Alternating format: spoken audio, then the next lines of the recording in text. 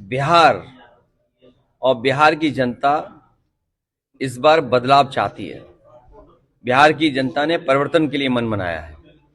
बिहार के लोग ये महसूस करते हैं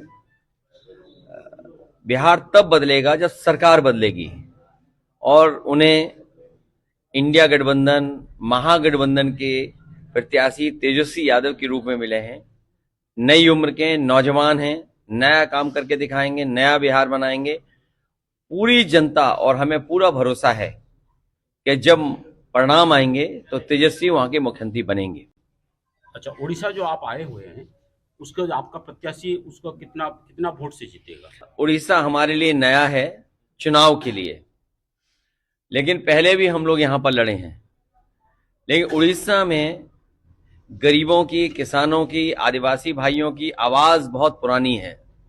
इनके लिए एक समय पर ऐसा राजनीतिक समीकरण था जिसमें नेताजी और बीजू पटनायक जी एक साथ काम करते थे। यहाँ के पूजनीय नेता बीजू पटनायक जी और नेताजी के बहुत गहरे संबंध रहे हैं।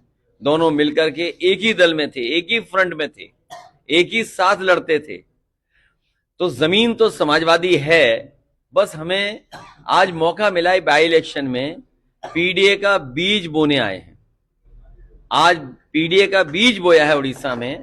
हमें उम्मीद है कि हम सब लोग मिलकर के काम करेंगे, और पीडीए में ए हमारे आदिवासी भाइयों का है। बिना ए के पीडीए पूरा नहीं होता।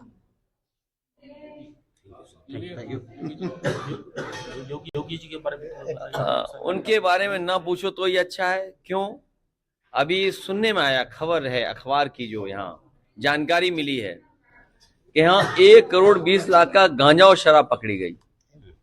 सोचिए, डबल इंजन, क्या एक शराब सप्लाई कर रहा है, एक गांजा सप्लाई कर रहा है।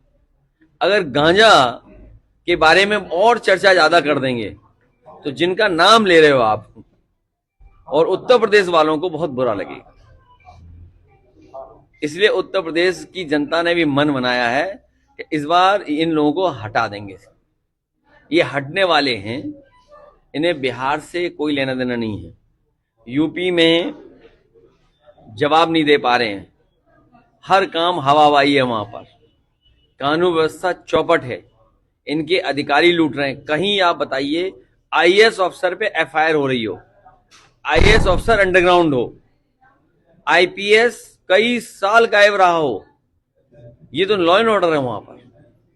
तो जहां आईएएस आईपीएस अधिकारियों की ये स्थिति हो और इन्वेस्टमेंट के बहाने कमीशन मांगा जाता हो स्टेट में, तो कैसे सब चंगा होगा? जिस स्टेट में इन्वेस्टमेंट के नाम पर कमीशन मांगा जाता हो तो वो कैसे चंगा हो सकता है स्टेट? उनकी बातों में चंगा है। और हम आपको भरोसा दिलाना चाहते हैं कि कभी भी एक रंगी लोगों को ये देश स्वीकार नहीं करेगा। जो एक रंग के लोग हैं उन्हें कभी देश स्वीकार नहीं करेगा।